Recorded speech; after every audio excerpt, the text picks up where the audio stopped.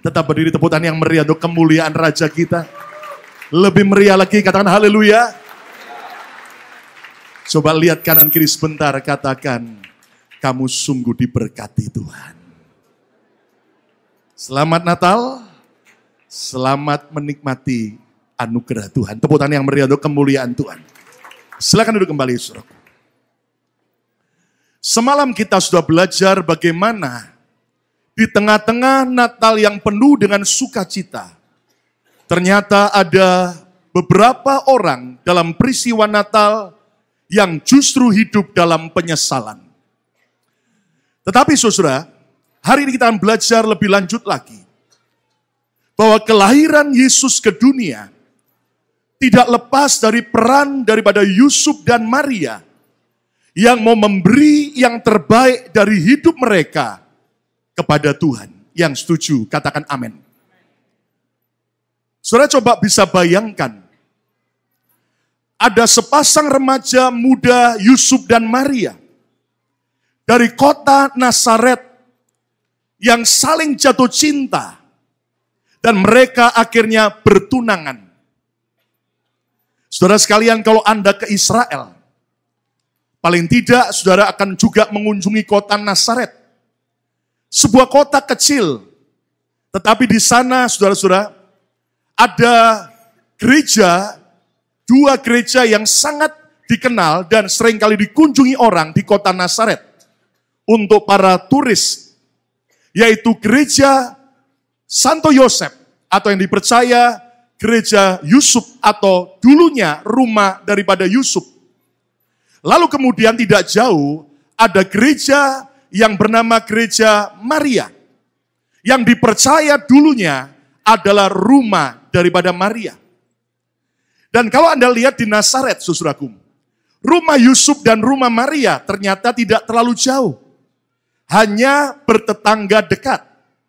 Jadi Anda bisa bayangkan, dua kekasih ini, dua remaja yang saling jatuh cinta, ternyata adalah tetangga dekat. Itu sebabnya buat para jomblo-jomblo yang hadir pagi hari ini, ada kabar baik buat saudara sekalian. Tak perlu cari yang jauh-jauh, cari yang ada di gereja ini. Coba tengok kanan, tengok kiri sebentar. Katakan, mujizat Natal akan terjadi. Saudara dapat jodoh tahun ini, bahkan tahun depan menikah. Amin. Tapi asal jangan coba lihat kanan dan lihat kiri dan ternyata keliru terhadap AI. Atau bahkan Anda lirik, ada wanita cantik, ternyata itu adalah istri saya. Jangan, saudaraku. Nah, pada waktu saya bawa rombongan ke Nazaret, ada yang sempat tanya sama saya, Pak, kenapa gereja daripada Yusuf kecil banget? Sementara gereja daripada Maria besar banget. Lalu dia tanya, berarti dulu Pak ya, rumah Yusuf itu kecil, rumah Maria gede banget. Lalu saya berkata begini, mau tahu jawabannya? Iya Pak, kenapa rumah Maria, kenapa gereja Maria lebih gede daripada rumah Yusuf atau gereja Yusuf? Mau tahu jawabannya? Iya Pak, tolong beritahu. Karena yang megang uang adalah istri. Yang megang uang adalah siapa? Maria. Itu sebabnya seorang pria sejak menikah disebut suami. Kata bersama saya suami. Lebih keras, suami. 2, 3. S-U-A-M-I. S semua. U uang. A adalah. M milik. I.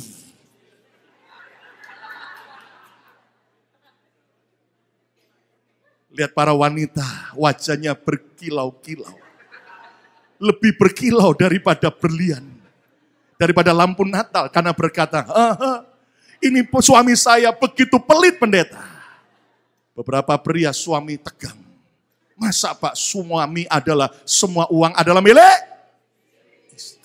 Tapi tenang bapak-bapak, wanita sejak menikah disebut sebagai istri. Kata bersama saya istri. I-S-T-R-I, iman. Wanita harus punya iman. Amin ibu-ibu. S setia, T taat, R rajin, I iri. Para pria sekarang ketawa. Ayo beri tepuk tangan yang meriah untuk kemuliaan nama Tuhan. Nah, Anda coba bisa bayangkan Sepasang kekasih remaja Yusuf dan Maria yang bertunangan. Lalu mereka pasti punya sebuah perencanaan. Oh, 2 tahun lagi mungkin dugaan saya kita akan menikah. Kita akan pesta besar. Dan kita tidak mau kalah dengan pesta-pesta yang lain. Dan kita juga akan bulan madu. Kemana Yusuf? Tanya Maria. Ya, kita akan pergi ke Amerika. Kemana Yusuf? Kita jalan-jalan ke Disneyland, gitu, di Florida. Terus kita ke Colorado, naik ke atas gunung Aspen, saudaraku. Itu kalau sekarang, saudaraku. Minimal mungkin mereka merencanakan honeymoon, atau minimal mereka mau pergi ke Gunung Hermon, main salju, salju skating di sana. Tapi apa yang terjadi? Tiba-tiba semua rencana mereka berubah. Semua planning mereka mendadak batal. Kenapa? Tiba-tiba malaikat datang kepada Maria. Dan Maria akhirnya hamil. Dan Anda harus tahu saudaraku, sebuah keadaan yang sebetulnya tidak semudah yang kita bayangkan. Anda bisa bayangkan kalau sampai Yusuf pertama kali mendengar dari Maria, oh sup, apa ya? Ya Maria, saudaraku. Aku waing lu sup. Anda bisa bayangkan. Apa Yusuf kemudian, aduh senang sekali. Belum menikah, belum pernah hubungan seks. Dan Anda bisa bayangkan situasi yang tidak mudah. Tetapi akhirnya Yusuf dan Maria pergi ke Bethlehem sebagai suami istri yang akhirnya melahirkan Yesus. Di mana?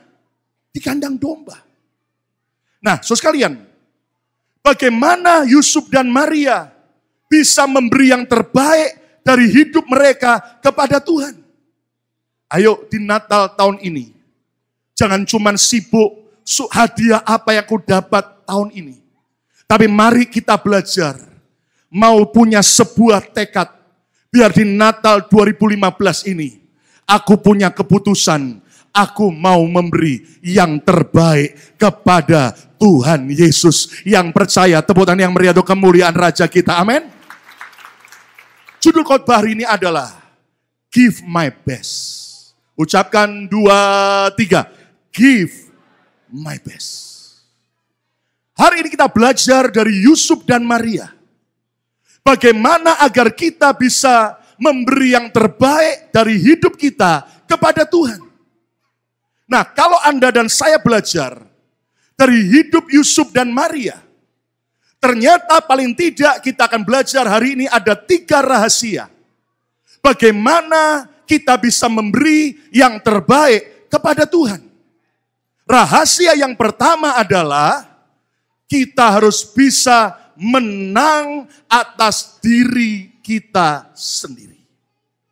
Ucapkan bersama saya, menang atas diri saya sendiri. 2, 3. Menang atas diri saya sendiri.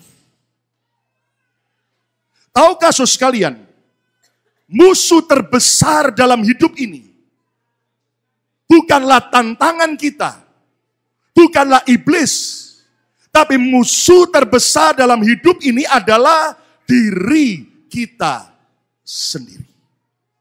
Coba lihat, di tengah-tengah semua perencanaan yang Maria sudah miliki untuk masa depannya. Pada waktu malaikat Tuhan yang diutus oleh Tuhan datang dan mengabarkan engkau akan melahirkan seorang anak laki-laki dan beri nama Yesus. Lihat apa respon daripada Maria. Lukas 1 ayat 38. Lukas 1 ayat 38. Kata Maria, sesungguhnya aku ini adalah hamba Tuhan. Katakan bersama saya adalah hamba Tuhan. 2, 3. Saya adalah apa? Hamba Tuhan. Dan Anda harus tahu arti hamba Tuhan. Orang yang menyerahkan dirinya untuk jadi budak daripada Tuhan. Itu sebabnya Maria berkata pada kalimat berikutnya, jadilah padaku, bukan lagi menurut apa yang aku mau, bukan lagi menurut apa yang aku rencanakan, Tapi Maria berkata, jadilah padaku, baca sama-sama apa? Menurut apa? Perkataanmu itu. Menurut perkataan Tuhan.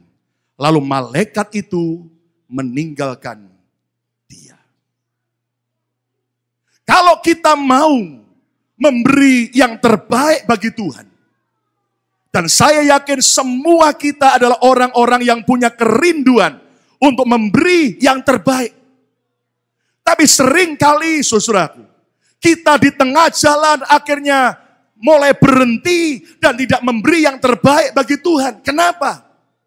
Karena Anda harus tahu saudaraku, rahasia untuk kita bisa memberi excellent gift kita kepada Tuhan. Yang pertama adalah kita harus bisa mengalahkan diri kita sendiri. Lihat Maria mengalahkan kepentingan pribadinya. Maria rela tunduk kepada kepentingan Tuhan. Lihat bagaimana Maria rela kehilangan rencana pribadinya dengan Yusuf. Untuk apa? Demi mengikuti rencana Tuhan. Bahkan Maria mengabaikan harga dirinya.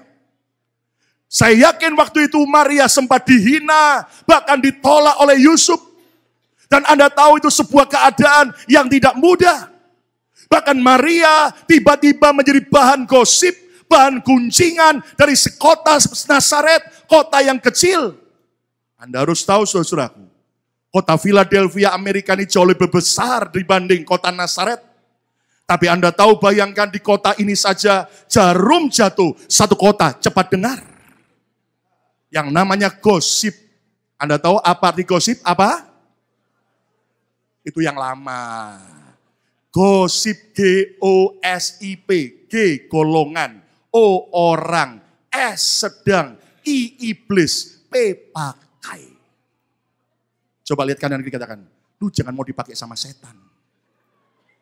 Lu coba lihat. Kok liatin saya aja. Jangan pikir saya setannya loh saudaraku. Coba lihat kanan kiri. Lu jangan mau dipakai sama setan ya toh.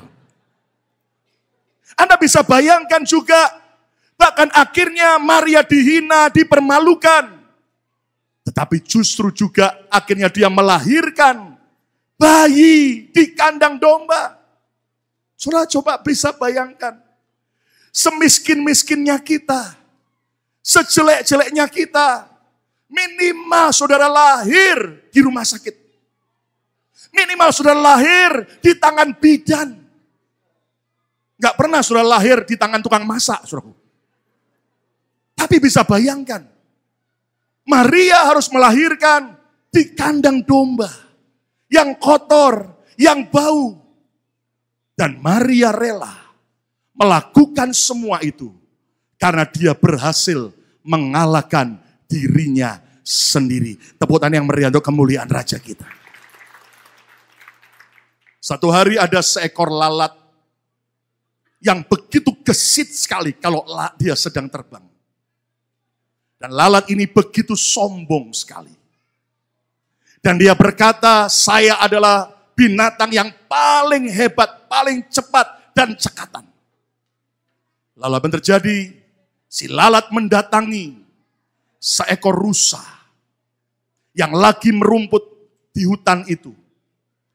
Lalu lalat berkata, rusa, yuk kita beradu, yuk kita berkelahi, yuk kita bertanding siapa yang lebih hebat, mari kita duel. Rusa waktu mendengar ancaman lalat kecil, dia cuma kata, lu lalat mana bisa lawan gua yang gede. Lalat berkata, mari kita buktikan.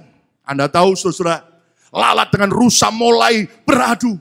Setiap kali rusa mau menghajar si lalat, lalat dengan kecepatan tinggi, lalu menghindar. Sampai sekian lama. Lama-lama saudaraku, rusa berpikir, itu benar juga ya, lalat cepat sekali. Tiba-tiba di tengah pertarungan yang sengit, lalat hinggap di badannya rusa. Lalu rusa berpikir, lalat pasti sudah kecapean. Nah, kalau dia udah kecapean, gua mau balas dia. Saya mau hancurkan dia. Lalu rusa pikir-pikir cepat. Dengan tanduknya, dia akan menoleh ke belakang. supaya tanduknya kena kepada tubuhnya, tepat di mana lalat itu hinggap. Dan tiba-tiba saudaraku, akhirnya dengan kecepatan tinggi, dengan tenaga maksimal, rusa mulai menoleh dan dia menghancurkan itu tanduknya ke tempat lalat itu hinggap di badannya. Dan Anda tahu apa yang terjadi? Lalat segera lari. Dan tiba-tiba itu tanduk rusa merobek badannya sendiri. Dan darah keluar. Begitu banyak. Rusa pun mati. Lalat semakin berkata, nih lihat, gua binatang paling hebat. Dia datangi binatang kedua, badak. Berjula satu. Badak, yuk kita duel. Kamu kecil kayak begitu, mana bisa kalahkan saya? Lu jangan menghina gua, kata lalat. Tadi rusa saya kalahkan. Lu bisa kalahin rusa? Mari kita buktikan. Duelah lalat itu dengan badak berjula. Mulai bertanding, mulai berkelahi. Ternyata lalat terus menghindar serangan daripada badak. Tiba-tiba akhirnya lalat hinggap di batu karang. Batu yang keras. Lalu kemudian badak berpikir, ini lalat pasti capek. Saya akan hajar dia dengan cula saya. Saya akan hajar dia supaya dia mati. Dengan kekuatan tinggi, badak itu lari ke batu itu. Menghajar lalat itu. Dan Anda tentu bisa tebak. Dalam tempo singkat. Apa yang terjadi? Lalat mulai terbang. Dan akhirnya badak itu menghajar itu batu. Dan akhirnya culanya patah. Dan berdarah. Dan matilah si badak. Wow, lalat semakin bangga lagi. Dia datangi semua binatang-binatang yang ada di hutan. Siapa berani lawan saya? Ayo kita duel. Tiba-tiba dia datangi gajah yang besar. Lalu dia berkata, yuk gajah kita duel. Apa? Wah, gak mau duel sama kamu, terlalu kecil. Bukan levelnya. Ayo kita buktikan, kata lalat. Saya udah kalahkan rusa, saya udah kalahkan badak. Lu sudah kalahkan rusa dan badak? Iya. Gajah berkata, enggak, saya pergi aja. Saya enggak mau ladenin kamu. Dia lagi jalan. Lalu apa yang terjadi? Lalat langsung masuk ke telinga gajah. Di dalam telinga, gajah kaget. Kenapa? Suara itu terus berkata, mari kita duel. Dari si lalat, gajah mulai mencoba mengeluarkan. Dan Anda tahu, sampai akhirnya dia pukul-pukulkan badannya. Kemana? Ke pohon. Dan matilah si gajah. Lalat ini menjadi semakin sombong. Dan dia terbang kemana-mana. Dan dia berkata, aku paling hebat. Rusa pun aku kalahkan. Badak pun aku kalahkan. Gajah pun aku kalahkan. Dan dia terus terbang, membanggakan dirinya. Dan tiba-tiba waktu dia terbang, langsung terhentilah langkahnya. Kenapa? Dia terjerat dengan benang laba-laba. Mulai coba mau berkutik, semakin dia terjerat oleh sarang laba-laba. Dan Anda tahu akibatnya, lalat itu akhirnya mati. Dan dia disantap oleh laba-laba yang pendiam. Apa hikmah daripada kisah ini? Lalat berhasil menaklukkan rusa. Lalat bisa menaklukkan badak. Lalat bisa menaklukkan gajah. Tetapi satu hal yang tidak bisa ditaklukkan lalat itu adalah apa? Dirinya sendiri. Berapa banyak kita rindu menyenangkan Tuhan. Tapi kalau kita tidak mau mengalahkan diri sendiri, saudara, akhir hidup kita sungguh akan mengerikan. Taklukkan dirimu, maka kamu akan bisa menaklukkan dunia ini. Tepuk tangan yang meriah untuk kemuliaan Allah. Jika kita mau memberikan excellent gift kita, apa yang harus kita taklukkan? Seperti Maria menaklukkan dirinya. Serahkan cita-citamu kepada Tuhan. Saudara, seringkali kita pikir cita-cita kita yang terbaik. Tapi percayalah, orang yang mau menyerahkan, mengalahkan dirinya. Dia tidak lagi ngotot dengan cita-citanya sendiri. Tapi dia mau berkata, jadilah kehendak dan rencanamu Tuhan. Tepuk tangan yang meriah untuk kemuliaan nama Tuhan. Jujur dulu saya tidak pernah mau berpikir jadi pendeta. Papa saya waktu dari seorang pengusaha bertobat dan kemudian dia tutup usahanya dan jadi seorang penginjil. Saudara tahu hidup yang sangat miskin, bahkan melarat sekali. Sampai-sampai ada begitu banyak hinaan dari teman dan juga dari keluarga. Kenapa saudaraku? Keadaannya sangat berat sekali. Dan saya berkata, Tuhan, kalau begini jadinya, saya nggak akan pernah mau jadi pendeta. Pendeta seringkali hanya cuma dibicarain orang. Dan hidupnya menderita. Tapi Anda tahu apa terjadi, saudaraku? Tuhan berkata, nak, aku mau pakai hidupmu. Dan Anda tahu, saudara, tidak mudah, saya struggle. Antara cita-cita saya pribadi dengan cita-citanya Tuhan. Sampai setiap kali saya di tengah-tengah berjumpa dengan ibu saya. Di tengah-tengah kesuksesan dalam pekerjaan sekuler saya. Selalu ibu saya berkata, kapan kamu jadi hamba Tuhan sepenuh waktu? Saya marah sama ibu saya, bilang, Mah, kan enak begini. Sambil pelayanan keliling. Lalu kemudian selesai melayani, hamba Tuhannya kasih saya amplop persembahan. Tapi saya balikkan amplopnya, bahkan saya tambah amplop lagi. Dan saya ajak mereka makan di restoran yang terbaik, saya bayarin. Itu kan lebih enak. Tapi ibu saya berkata, enggak. Kamu harus tahu waktu kamu usia 5 bulan, waktu masih bayi.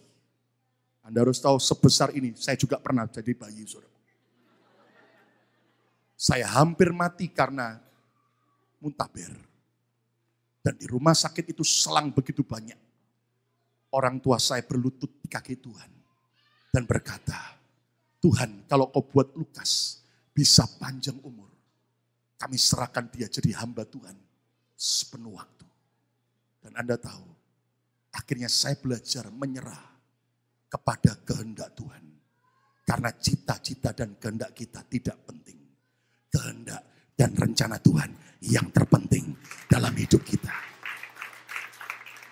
Serahkan kepentingan pribadimu kepada Tuhan. Dan bukan lagi kita mengejar kepentingan diri kita sendiri. Serahkan juga harga diri dan gengsimu kepada Tuhan. Berapa banyak orang mau cinta Yesus, mau dipakai Tuhan. Begitu menghadapi sesuatu keadaan yang menyinggung harga dirinya, yang seolah-olah membuat gengsinya terluka, langsung dia berhenti. Maria mau menaklukkan dirinya, mengalahkan dirinya. Serahkan juga perasaan dan emosimu kepada Tuhan. Kenapa? Karena emosi dan perasaan kita bisa menipu. Perasaan dan emosi kita bisa membawa kita jauh dari kehendak Tuhan. Tapi saudara dan saya, bahkan bila perlu, salibkan emosi dan perasaanmu tiap hari. Dan engkau hanya mempunyai pikiran dan perasaan Kristus. Supaya hidupmu berlayak menjadi pemenang bersama dengan Tuhan. Tepuk tangan yang meriah untuk kemuliaan Raja kita. Amin. Bahkan juga serahkan harta kita, talenta kita kepada Tuhan. Kita harus bisa menang atas diri sendiri.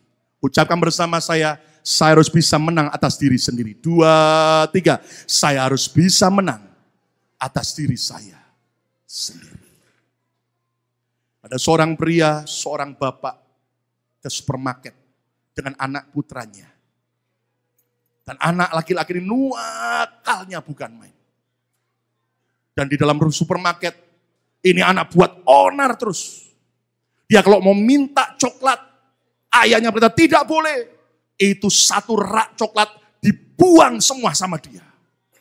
Dan Anda tahu, sampai bunyi yang begitu keras. Sampai akhirnya orang tua ini, saudaraku, si ayah ini malu karena dilihat oleh satu orang yang, semua orang yang ada di supermarket. Tapi setiap kali anaknya nakal begitu, si ayah berkata, Anton, sabar. Anton, sabar. Lalu orang melihat di etalase yang lain, di rak yang lain, itu anak kembali buat onar. Selalu dia teriak, bapak ini teriak, Anton, sabar. Dan sekian saat, sampai akhirnya pada waktu bayar ke kasir. Kasirnya berkata, Pak, saya kagum dengan Bapak. Kenapa, Dik? Karena ternyata di tengah-tengah anak Bapak nakal kayak begitu, Bapak selalu memberi nasihat kepada anak Bapak untuk sabar. Lalu Bapak itu tertawa. Dek, namanya Anton itu bukan anak saya. Loh, lah Anton itu siapa? Nama saya, Dek. Setiap kali anak saya nakal, saya bilang, Anton, sabar. Itu saya tidak ngomong sama anak saya. Saya ngomong pada diri saya sendiri. Kita harus bisa menang atas setiap keadaan diri kita sendiri. Tepuk tangan yang meriah untuk kemuliaan nama Tuhan. Lebih meriah, katakan haleluya. Yang kedua, saudaraku, rahasia untuk kita bisa memberikan yang terbaik bagi Tuhan adalah apa?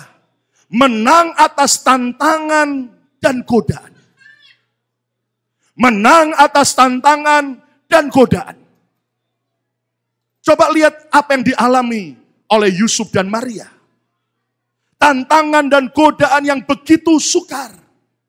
Lihat Lukas 2 ayat 6 sampai 7. Ketika mereka di situ, tibalah waktunya bagi Maria untuk bersalin. Dan ia melahirkan seorang anak laki-laki, anaknya yang sulung. Lalu dibungkusnya dengan lampin dan dibaringkannya di dalam palungan karena tidak ada tempat bagi mereka di rumah penginapan. Lihat bagaimana di Bethlehem Yusuf dan Maria juga seolah-olah mengalami penolakan. Coba Anda bisa bayangkan suami istri dari perjalanan jauh dari Nazaret menuju ke Bethlehem dengan keledai dan Maria sedang hamil tua. Dan Yusuf mengetok pintu ke pintu dari setiap ruang penginapan, hotel demi hotel. Tapi semua berkata tidak ada tempat, tidak ada tempat. Dan Anda harus tahu bagaimana perasaan Yusuf dan Maria tertolak oleh orang-orang di Bethlehem. Saudara sekalian, Yusuf dan Maria mengalami penolakan dari para pemilik penginapan di Bethlehem. Yusuf dan Maria menghadapi tantangan yang tidak mudah. Tapi Yusuf dan Maria juga harus bisa menang atas godaan. Kenapa? Anda ingat akhirnya para gembala datang setelah Yesus lahir dan menceritakan, ini anakmu lahir itu sampai para malaikat datangi kami loh. Dia cerita anakmu hebat, itu juru selamat. Anda bisa bayangkan, orang tua mana yang tidak bilang, oh siapa dulu dong bapaknya, siapa dulu dong ibunya. Apalagi para orang Majus, para raja-raja dari timur. Mereka datang sujud di depan bayi Yesus. Dan saya yakin juga berarti juga sujud di depan Yusuf dan Maria. Bahkan mereka mempersembahkan emas, kemenyan, dan mur. Yusuf dan Maria berkata, gua juga dihormati nih. Saya juga disanjung nih. Tapi Anda harus tahu, Yusuf dan Maria harus bisa kalahkan setiap tantangan dan setiap godaan. Yang setuju, tepuk tangan yang meriah untuk kemuliaan nama Tuhan. Jangan pernah terganggu oleh setiap penolakan, oleh setiap pujian yang orang berikan buat saudara. Seringkali kita terhenti iring Yesus. Kita kemudian mulai, saudaraku, berkata sia-sia saja. Kenapa? Ketika kita melayani, ketika kita beribadah, dan tidak ada orang yang memuji kita. Justru seolah-olah orang mencibir kita. Bahkan seringkali juga ada orang-orang yang mungkin juga mengagumi kita atau memuji kita. Ingat baik-baik, penolakan dan pujian itu hanya sementara. Ucapkan bersama saya, penolakan dan pujian hanya sementara. 2, 3. Penolakan dan apa? Pujian. Hanya apa? Sementara. Ingat saudara, waktu Yesus masuk ke kota Yerusalem, naik apa? Lalu naik apa? Mercy. Enggak saudara. Naik apa? Keledai. Semua orang Yerusalem teriak apa? Hosana, Hosana, Mereka lempar jubah mereka supaya dilewati Yesus. Mereka ambil daun palem dan teriak, Hosana, Hosana. Anda tahu, orang-orang Yerusalem memuji-muji Yesus. Tapi tahukah saudara, 5 hari kemudian, orang-orang Yerusalem yang sama, teriak apa? Salibkan dia! Salibkan dia! Tapi Anda tahu, 53 hari kemudian, saat Roh Kudus dicurahkan, lebih dari 3.000 orang bertobat dan menerima Yesus, mengakui Yesus sebagai juru selamat waktu Petrus berkhotbah. Tepuk tangan yang meriah untuk kemuliaan nama Tuhan. Apa yang saya mau katakan? Dengar baik-baik. Hidup kita tidak tergantung dari apa respon orang. Hidup kita tergantung dari keputusan kita sendiri. Tepuk tangan yang meriah untuk kemuliaan Tuhan. Orang boleh menghina saudara. Orang boleh memuji saudara setinggi langit. Percayalah, itu hanya sementara. Anda harus belajar mengalahkan setiap tantangan dan godaan. Setiap hinaan dan juga pujian. Untuk engkau selalu berkata, semua hanya bagi Tuhan saja. Katakan amin. Katakan amin. Katakan haleluya. Saudara,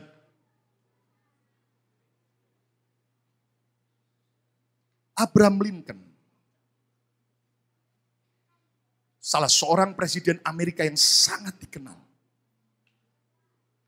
Pada waktu dia masih muda, dia belajar sekolah hukum. Dan pada waktu dia lagi magang di pengadilan untuk mencoba membela kasus. Tapi rupanya ada pengacara senior yang juga harus mendampingi klien yang sama. Dan pada waktu Abraham Lincoln yang masih muda bertanya, minta nasihat, apa yang harus dilakukan kepada pengacara senior itu. Anda tahu apa yang terjadi? Pengacara itu berkata begini kepada temannya. Apa yang dia lakukan di sini? Singkirkan dia. Aku tidak mau berurusan dengan seekor monyet yang aku kayak begitu. Bayangkan, Abraham Lincoln dimonyet-monyetkan. Dan dia tahu bahwa itu tidak sebuah kalimat biasa, tapi ditujukan untuk dirinya. Tapi apa respon Lincoln? Dia pura-pura seolah-olah tidak mendengar hinaan daripada seorang pengacara senior waktu itu yang bernama Stanton, Edwin Stanton. Dia pura-pura tetap tenang dan dia cool. Dan waktu dia dalam pengadilan berdampingan dengan Edwin Stanton dan klien yang dia mau bela, satu kata pun Abraham Lincoln yang muda tidak diberi kesempatan untuk berbicara. Tapi apa yang terjadi, saudaraku? Lincoln lihat, walaupun Stanton menghina dia, tapi pada waktu dia bicara di depan hakim, membela kliennya, cara analisanya, cara bicaranya begitu rapi, dan akhirnya dia berhasil memenangkan kasus dari kliennya. Walaupun Lincoln diejek seperti itu, tapi di hati dia berkata, ini Stanton orang hebat. Dan Anda tahu apa terjadi? Waktu berlalu. Bulan Maret tahun 1861. Ketika Abraham Lincoln terpilih sebagai presiden Amerika. Akhirnya Abraham Lincoln memutuskan mengangkat Edwin Stanton, pengacara yang pernah menghinanya dan yang pernah melukai hatinya begitu dalam. Stanton diangkat oleh Lincoln dalam posisi penting dalam kementerian menjadi sekretaris perang. Anda tahu, saudaraku, Abraham Lincoln tidak pernah lupa bahwa Stanton adalah seorang yang berotak cerdas dan amat dibutuhkan oleh negara Amerika. Walaupun pernah menyakiti hatinya. Tapi Lincoln mengampuni. Dan Anda tahu pada saat Abraham Lincoln mati tertembak.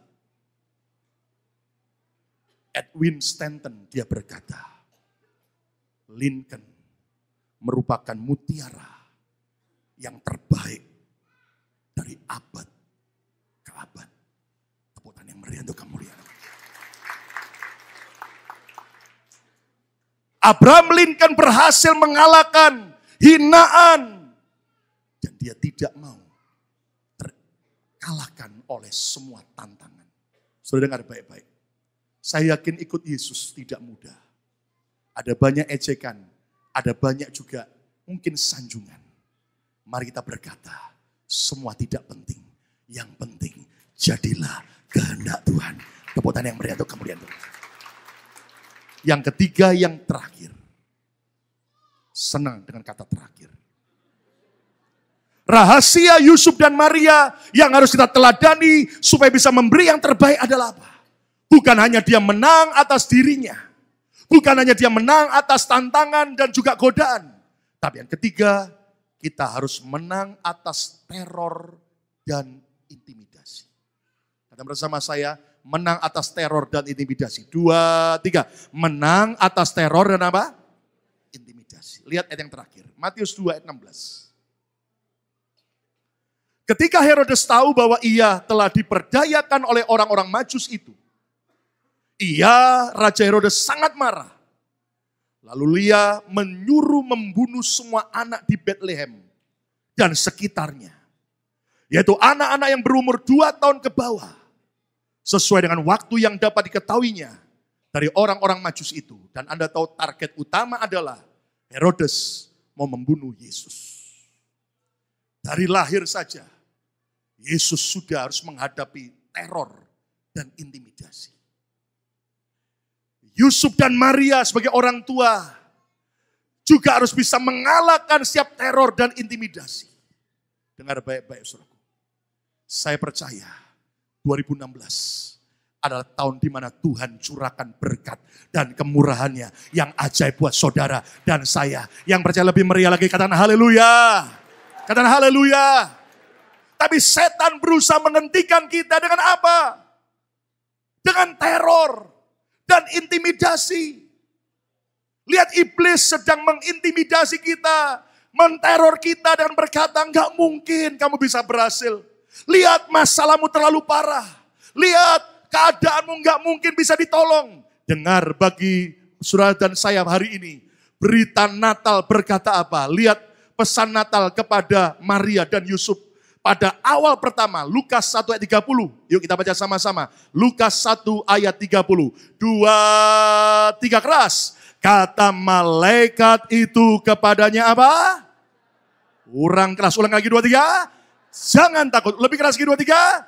Jangan takut. Kita semua tidak boleh apa? Takut. Lihat kanan kiri kataan. Jangan takut. 2, 3. Lihat lagi kanan kiri kataan apa? Jangan takut. Kenapa kita tidak perlu takut? Hai Maria baca. Sebab engkau beroleh apa? Kasih karunia di hadapan Allah. Tersedia anugerah lebih daripada cukup dari setiap masalah, intimidasi yang datang. Katakan amin. Lihat apa pesan malaikat pertama kali pada Yusuf. Sebagai ayat yang terakhir, Matius 1 ayat 20. Matius 1 ayat 20. Tetapi ketika Yusuf mempertimbangkan maksud itu, malaikat Tuhan nampak kepadanya dalam mimpi dan berkata, Yusuf anak Daud. Baca sama-sama apa? Kurang keras. 2, 3 apa? Jangan engkau takut. Ulangi lagi 2, 3. Paling keras 2, 3. Jangan engkau takut mengambil Maria sebagai istrimu. Sebab anak yang dikandungnya adalah apa? Dari Roh Kudus. Anda tidak perlu takut. Bukan hanya anugerah tersedia. Ada kuasa Roh Kudus yang siap menolong saudara dan saya lewati setiap teror dan intimidasi. Tepuk tangan yang meriah untuk kemuliaan nama Tuhan. Kalahkan setiap teror, kalahkan setiap intimidasi dan hadapi dengan iman dan keberanian. Anda tahu cara iblis memakai ISIS. Sengaja waktu mereka mengeksekusi korban. Di blow up, direkam dan diekspos. Membuat orang ketakutan. Anda harus tahu di baliknya adalah iblis. Hari-hari ini iblis banyak mengintimidasi kita. Dengan pikiran kita. Dengan suara orang. Yang membuat kita bisa putus asa. Dengar baik-baik. Saudara dan saya, kita hanya punya 2 tangan. Ayo pegang tangan, angkat tangan saudara. Kata bersama saya cuma punya 2 tangan. Lebih keras, saya cuma punya 2 tangan. Kata bersama saya tidak bisa menutup mulut semua orang di Philadelphia. Amin, saudaraku. Kata bersama saya, yang bisa saya lakukan dengan kedua tangan saya,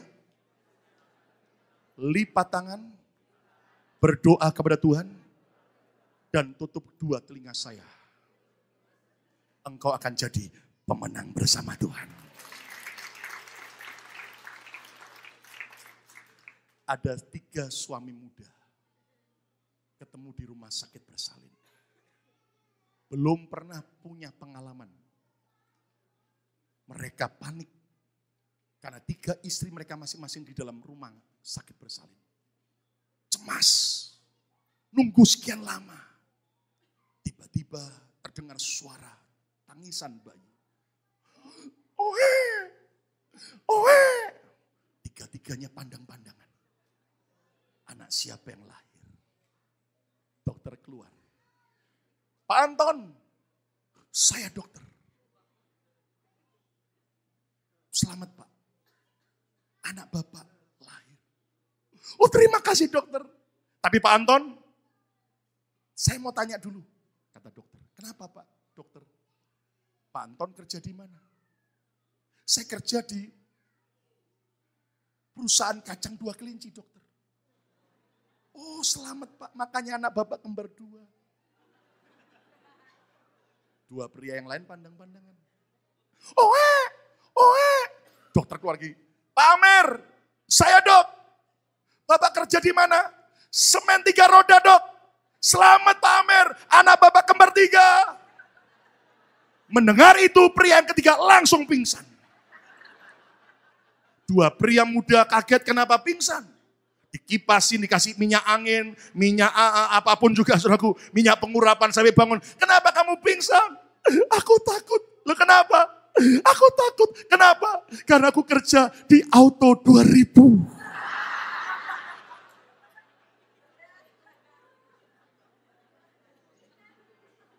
Kalahkan ketakutan. Kalahkan setiap teror dan intimidasi. Dengan keberanian dan beriman kepada penyertaan Tuhan. Tepuk tangan yang meriah untuk kemuliaan Tuhan. Kata bersama saya harus jadi pemberani. Lebih keras, saya harus jadi pemberani. Anda tahu Pak Ahok, gubernur DKI. Waktu saya bertemu dengan beliau di balai kota. Dia bilang begini, pendeta tahu. Kapanpun saya harus mati, saya siap. Istri dan anak saya pun sudah tahu persis apa tulisan di batu nisan. Bagiku hidup adalah Kristus, mati adalah keuntungan. Anda tahu hari ini beliau diteror, diintimidasi, demikian rupa. Tapi dia tetap berkata, aku percaya Yesusku lebih besar dari apapun juga. Saran saya kalau saudara punya keluarga di Jakarta, suruh kumpulkan KTP-nya segera. Dan Pak Handi salah satu tim sukses untuk Pak Ahok. Suami Bu Sari. Kita percaya Indonesia berubah jadi Indonesia baru. Saya bersyukur dulu isi saya pemalu sekali. Sekarang malu-maluin. Tapi yang positif. Benar. Bayangkan baru nikah saja. Saya mau khotbah di gereja, saya ajak duduk di bangku paling depan aja. Dia nggak berani, dia duduk paling belakang. Saya tanya kenapa? Saya jadi pendoa saja di belakang. Tapi saya bilang, kalahkan semua trauma masa lalu. Kalahkan semua teror dan intimidasi. Keluar dan berani hadapi dan jadi pemenang. Dan Anda tahu saudaraku, ternyata akhirnya istri saya bisa nyetir mobil. Dulu dia takutnya bukan main. Sekarang saudara, kalau kami keluar kota, seringkali saya minta istri saya yang nyetir. Dan saya kaget ketika saya tidur, cepat nyampe. Karena rupanya istri saya sekarang jadi jago pembalap, saudaraku. Sekarang semua ketakutan dalam hidupnya, dia terobos bersama Tuhan dan jadi pemenang. Kalahkan semua intimidasi, kalahkan semua teror, dan bangkitlah tentara Tuhan. Jadilah pemenang. Give my best, give my best. Kesimpulannya apa? Jadilah seperti Yusuf dan Maria yang bisa mengalahkan semua yang harus dikalahkan, yaitu apa? Menang atas diri sendiri. Menang atas tantangan dan godaan. Dan menang atas teror dan intimidasi. Mari kita berdoa bersama.